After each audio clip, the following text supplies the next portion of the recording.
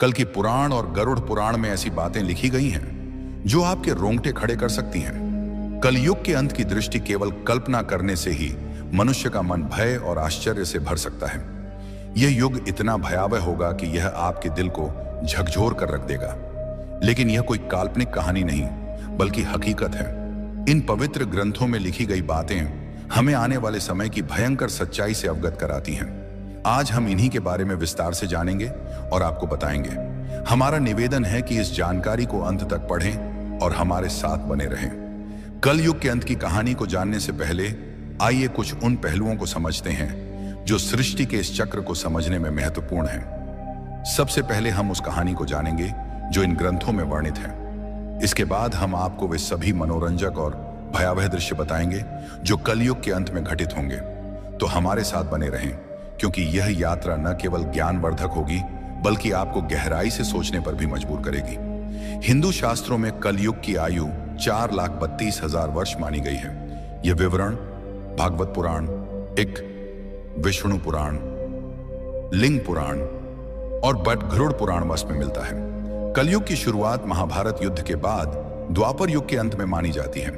वर्तमान में लगभग 5,000 वर्ष बीत चुके हैं और अभी भी लगभग 4,27,000 वर्ष शेष हैं। इन ग्रंथों में कलयुग के लक्षण, मानव व्यवहार और इसके अंत के संकेतों का वर्णन किया गया है, जो हमें इस युग की चुनौतियों के प्रति सचेत करते हैं। महाभारत के युद्ध की समाप्ति के पश्चात जब धर्मराज युधिष्ठिर हस्तिनापुर के सिंहासन पर आसीन हुए, उनके मन में सृष्टि के भविष्य को लेकर अनेक प्रश्न और चिंताएं उत्पन्न हुई। द्वापर युग अब समाप्ति की ओर था और कलयुग के आगमन के संकेत स्पष्ट रूप से दिखाई देने लगे थे। युधिष्ठिर को यह भय सता रहा था कि आने वाले युग में मानव जीवन का स्वरूप क्या होगा, धर्म की स्थिति क्या रहेगी और सत्य का क्या हश्र होगा। इस चिंता का समाधान पाने के लिए उन्होंने अपने चारों भाइयों भीम, अर्जुन, नकुल और सहदेव के साथ भगवान श्री कृष्ण से परामर्श करने का निश्चय किया। युधिष्ठिर ने अपने भाइयों को बुलाया। अर्जुन, जो हमेशा युद्ध के लिए तत्पर रहते थे, ने चिंतित स्वर में पूछा, हे बड़े भ्राता, आप इतने व्याकुल क्यों हैं? क्या किसी शत्रु ने हस्तिनापुर पर आक्रमण करने का दुस्साहस किया है? यदि ऐसा है तो आप आज्ञा दीजिए, मैं अभी जाकर उसका नाश कर दूंगा। युधिष्ठिर ने गहरी सांस लेते हुए कहा, हे अर्जुन, मैं तुम्हारे पराक्रम से भली भांति परिचित हूं। इस पृथ्वी पर कोई भी शत्रु इतना साहसी नहीं कि हस्तिनापुर पर आक्रमण का विचार भी करे। मेरी चिंता किसी बाहरी शत्रु से नहीं बल्कि कलयुग के आगमन से है।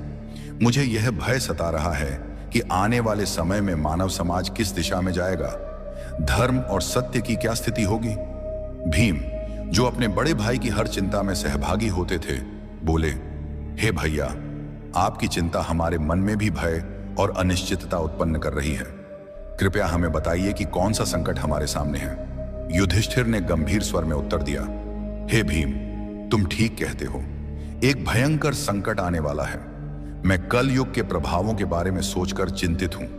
इसलिए मैंने निश्चय किया है कि हमें द्वारिकाधीश श्री कृष्ण के पास जाना चाहिए। केवल वही हमें इस चिंता से मुक्ति दिला सकते हैं। सभी पांडवों ने युधिष्ठिर की बात से सहमति जताई। अर्जुन ने कहा, आप सत्य कह रहे हैं भैया, श्री कृष्ण ही इस समय सबसे ज्ञानी और भविष्य दृष्टा हैं। हमें उनके पास जाना चाहिए। भीम ने भी उत्साहपूर्वक कहा, हे धर्मराज, मैं आपके साथ हूं। हम सब द्वारिका चलकर श्री कृष्ण से परामर्श करेंगे। इस प्रकार सभी पांडव द्वारिका की ओर प्रस्थान करने लगे। द्वारिका की पवित्र नगरी में पहुंचकर पांडवों का भगवान श्री कृष्ण ने हार्दिक स्वागत किया। युधिष्ठिर ने उनके चरणों में प्रणाम करते हुए कहा, हे केशव, आपको बारंबार नमस्कार। आप तो अंतर्जनानी हैं। द्वापर युग अब समाप्त होने वाला है और कल युग के संकेत दिखाई दे रहे हैं। मैं यह जानना चाहता हूं कि कल युग में मानव का स्वभाव और आचरण कैसा होगा, वह किन कर्मों में लिप्त होगा और मोक्ष प्राप्ति के लिए उसे क्या करना होगा। श्री कृष्ण ने मुस्कुराते हुए कहा, हे धर्मराज, आपकी जिज्ञासा उचित है। कलयुग के प्रभावों को समझना अत्यंत महत्वपूर्ण है, किंतु इसका उत्तर मैं आपको सीधे नहीं दे सकता। इसके लिए आपको और आपके भाइयों को कुछ विशेष अनुभव प्राप्त करने होंगे। युधिष्ठिर ने उत्सुकता से पूछा, हे माधव, आप जिस प्रकार की परीक्षा की बात कर रहे हैं, उसके लिए हमें क्या करना होगा? श्री कृष्ण ने कहा, हे महाराज, आपको और आपके चारों भाइयों को अलग अलग दिशाओं में स्थित घने और रहस्यमय वनों में जाना होगा। वहां आपको कुछ विचित्र और अद्भुत दृश्य दिखाई देंगे। उन अनुभवों को मेरे पास लौटकर साझा करें, तब मैं आपको कलयुग के प्रभावों के बारे में विस्तार से बताऊंगा। युधिष्ठिर ने कहा, जैसी आपकी आज्ञा केशव। आप जिस स्थान की ओर संकेत करेंगे हम वहां जाने को तैयार हैं। श्री कृष्ण ने कहा, आप और आपके भाई अलग अलग दिशाओं में जाइए। वहां भयंकर वन है। उनमें कोई असामान्य घटना दिखे तो उसे मेरे पास लौटकर बताइए। मैं आपको कलयुग का रहस्य समझाऊंगा। पांडवों के वन में अनुभव। श्री कृष्ण की आज्ञा का पालन करते हुए पांडव अपने रथों से उतरे और पैदल ही वन की ओर चल पड़े। वन का वातावरण शांत किंतु रहस्यमय था। पांडव अलग अलग दिशाओं में गए ताकि अधिक से अधिक अनुभव प्राप्त कर सकें। युधिष्ठिर का अनुभव। युधिष्ठिर को एक घने वन में एक विचित्र दृश्य दिखा। उन्होंने एक विशालकाय हाथी देखा जिसके 2 सूंड थे। यह हाथी अपनी दोनों सूंडों से वन के पेड़ों को उखाड़ रहा था, मानो उसकी शक्ति अतुलनीय हो। युधिष्ठिर आश्चर्यचकित हो गए और सोचने लगे कि यह दृश्य क्या संकेत देता है। अर्जुन का अनुभव। अर्जुन एक शांत और सुंदर वन में पहुंचे जहां पक्षियों की मधुर चहचहाहट गूंज रही थी। वहां उन्होंने एक विशाल पक्षी देखा जिसके पंखों पर वेदों की रचाएं लिखी थीं, किंतु यह पक्षी मृत जीवों का मांस खा रहा था। अर्जुन ने सोचा, यह कैसा विरोधाभास है। एक ओर वेदों का ज्ञान, दूसरी ओर मांसाहार। भीम का अनुभव। भीम एक हरे भरे चारागाह में पहुंचे जहां गायों का झुंड चल रहा था। वहां उन्होंने देखा कि एक गाय ने बछड़े को जन्म दिया और उसे इतनी जोर से चाटने लगी कि बछड़ा लहूलुहान हो गया। भीम ने सोचा, यह कैसी ममता है जो अपने ही बच्चे को घायल कर रही है। सहदेव का अनुभव। सहदेव एक शांत जलाशय के पास पहुंचे जहां 7 कुएं थे। 6 कुओं में पानी भरा था, किंतु सबसे गहरा बीच वाला कुआं पूरी तरह सूखा था। सहदेव ने इस दृश्य को देखकर सोचा कि यह क्या संकेत देता है। नकुल का अनुभव। नकुल एक पर्वतीय क्षेत्र में पहुंचे जहां ऊंचे ऊंचे पर्वतों पर हरे भरे वृक्ष थे। उन्होंने देखा कि एक विशाल शिला पहाड़ से लुढ़क रही थी जो अपने रास्ते में बड़े बड़े वृक्षों को उखाड़ रही थी, किंतु एक छोटे से पौधे के पास पहुंचते ही वह शिला रुक गई। नकुल इस दृश्य से स्तब्ध रह गए। श्री कृष्ण द्वारा अनुभवों का अर्थ शाम होते ही पांडव वन से लौटे और श्री कृष्ण के पास अपने अनुभव साझा करने पहुंचे। युधिष्ठिर का अनुभव। युधिष्ठिर ने कहा, हे प्रभु, मैंने 1-2 सूंडों वाला हाथी देखा। श्री कृष्ण ने मुस्कुराते हुए कहा, हे धर्मराज, यह दृश्य दर्शाता है कि कलयुग में शासक दोनों ओर से शोषण करेंगे। वे प्रजा से सेवा और भक्ति मांगेंगे, किंतु अपने स्वार्थ के लिए उनका दोहन करेंगे। दिखावे में वे धर्मी होंगे, किंतु अंदर से स्वार्थी। अर्जुन का अनुभव। अर्जुन ने बताया, प्रभु, मैंने एक पक्षी देखा जिसके पंखों पर वेदों की रचाएं थीं, किंतु वह मांस खा रहा था। श्री कृष्ण ने कहा, हे अर्जुन, कलयुग में विद्वान और पंडित कहलाने वाले लोग ज्ञान तो रखेंगे, किंतु उनका हृदय पवित्र नहीं होगा। वे धर्म और वेदों का उपयोग केवल धन कमाने के लिए करेंगे। भीम का अनुभव। भीम ने कहा, प्रभु, मैंने एक गाय को अपने बछड़े को इतना चाटते देखा कि वह घायल हो गया। श्री कृष्ण ने उत्तर दिया, हे भीम, कलयुग में माता पिता का अत्यधिक स्नेह बच्चों को आत्मनिर्भर बनने से रोकेगा। उनकी ममता बच्चों के लिए बाधा बन जाएगी। सहदेव का अनुभव। सहदेव ने बताया, प्रभु, मैंने 7 कुओं में से बीच का सबसे गहरा कुआं सूखा देखा। श्री कृष्ण ने कहा, हे सहदेव, कलयुग में लोग दिखावे में धनवान होंगे, किंतु अपने पड़ोसियों की भूख प्यास की परवाह नहीं करेंगे। स्वार्थ इस युग की पहचान होगा। नकुल का अनुभव। नकुल ने कहा, प्रभु, एक विशाल शिला बड़े बड़े वृक्षों को उखाड़ रही थी, किंतु एक छोटा पौधा उसे रोक देता है। श्री कृष्ण ने कहा, हे नकुल, कलयुग में धन और सत्ता मनुष्य के पतन को नहीं रोक पाएंगे, किंतु भगवान का नाम और सच्ची भक्ति जो एक छोटे पौधे के समान है उसे बचा सकती है। गरुड़ पुराण में एक प्रसंग में गरुड़ जी ने भगवान विष्णु से प्रश्न किया, हे प्रभु, 4 युगों सतयुग, त्रेता युग, द्वापर युग और कलयुग में कलयुग को सबसे भयावह क्यों माना जाता है? इसके अंत के क्या संकेत होंगे और यह युग कैसे समाप्त होगा? भगवान विष्णु ने उत्तर दिया, हे गरुड़, कलयुग में अधर्म, स्वार्थ और पाप का बोलबाला होगा। इसके अंत के समय कुछ विशेष संकेत प्रकट होंगे जो सृष्टि के विनाश की ओर इशारा करेंगे। आइए इन 5 प्रमुख संकेतों को एक एक करके विस्तार से समझते हैं। 1. मानव आयु का ह्रास। कल युग के अंत में मानव जीवन की आयु अत्यंत कम होकर मात्र 20 वर्ष रह जाएगी। लोग 12 वर्ष की आयु में ही वृद्धावस्था के लक्षण दिखाने लगेंगे। उनके बाल सफेद हो जाएंगे, चेहरों पर झुर्रियां पड़ जाएंगी और शरीर कमजोर व रोगग्रस्त हो जाएगा। यह शारीरिक पतन मानव की जीवन शैली और नैतिकता के ह्रास का परिणाम होगा। लोग अस्वास्थ्यकर भोजन, अनियमित दिनचर्या और तनावग्रस्त जीवन जीने के कारण शारीरिक और मानसिक रूप से कमजोर हो जाएंगे।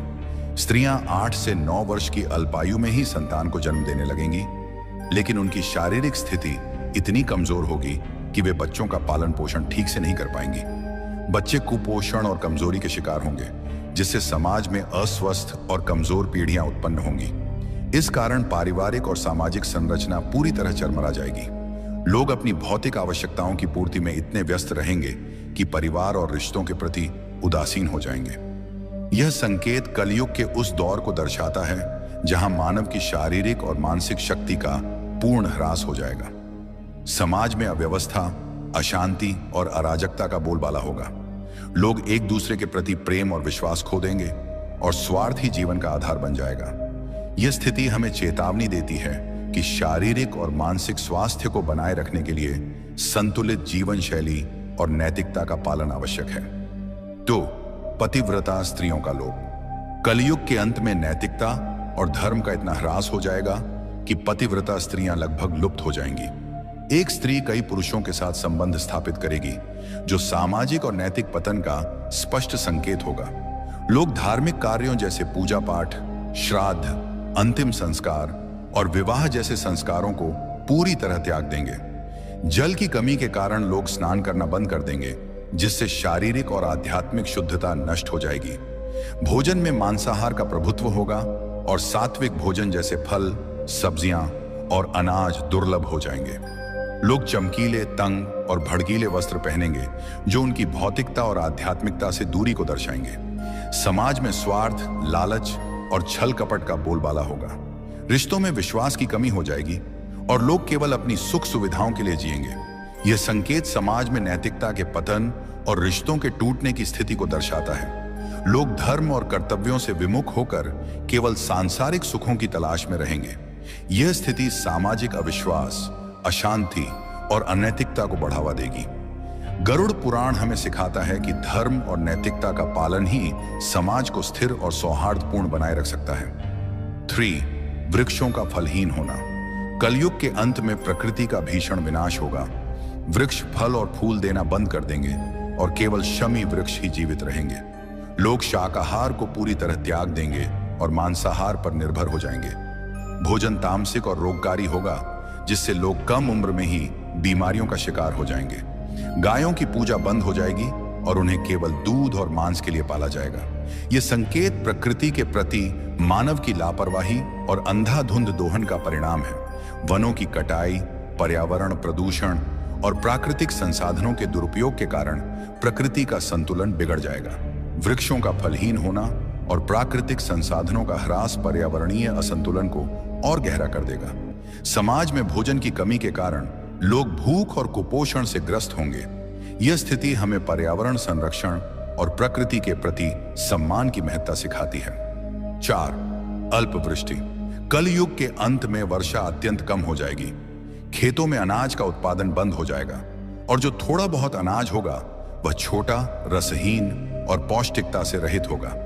फलों में रस का अभाव हो जाएगा, जिससे लोग भूख और प्यास से तड़पने लगेंगे। केवल बकरियों का दूध ही उपलब्ध होगा, जो प्राकृतिक संसाधनों की कमी को दर्शाता है। यह स्थिति सामाजिक और आर्थिक संकट को और गहरा कर देगी। लोग जीवन की मूलभूत आवश्यकताओं जैसे भोजन और जल के लिए संघर्ष करेंगे। खेती और कृषि कार्य पूरी तरह ठप हो जाएंगे, जिससे समाज में भुखमरी, अशांति और हिंसा बढ़ेगी।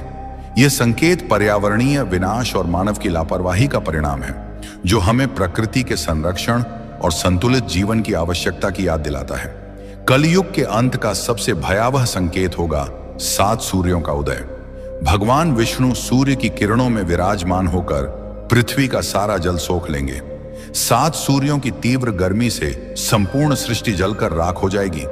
इसके बाद भगवान विष्णु रुद्र रूप में मेघ उत्पन्न करेंगे, जो 100 वर्षों तक निरंतर भयंकर वर्षा करेंगे। यह वर्षा सृष्टि को जलमग्न कर देगी और संपूर्ण संसार का अंत हो जाएगा। यह प्रलय सृष्टि के चक्र का एक हिस्सा है, जो संहार के बाद नई शुरुआत की ओर ले जाता है। जब पाप और अधर्म अपनी चरम सीमा पर पहुंच जाएंगे, तब सृष्टि का अंत अनिवार्य हो जाएगा। यह संकेत हमें सिखाता है कि सृष्टि का प्रत्येक चक्र एक नई शुरुआत का मार्ग प्रशस्त करता है, और धर्म का पालन ही हमें इस चक्र में सकारात्मक योगदान देने के लिए प्रेरित करता है। भगवान विष्णु ने गरुड़ जी से कहा, यह विनाश केवल अंत नहीं, बल्कि एक नई सृष्टि की शुरुआत है। जब यह सृष्टि नष्ट हो जाएगी, तब परमात्मा अपनी इच्छा से एक नई, शुद्ध और पवित्र सृष्टि की रचना करेंगे। इस नई सृष्टि में धर्म, सत्य और आध्यात्मिकता का पुनरुत्थान होगा। केवल वे जीव इस नई सृष्टि में स्थान पाएंगे जिन्होंने धर्म और सत्य का पालन किया होगा। यह संदेश हमें प्रेरित करता है कि कठिन परिस्थितियों में भी सच्चाई और धर्म का मार्ग अपनाकर हम अपने जीवन को सार्थक बना सकते हैं।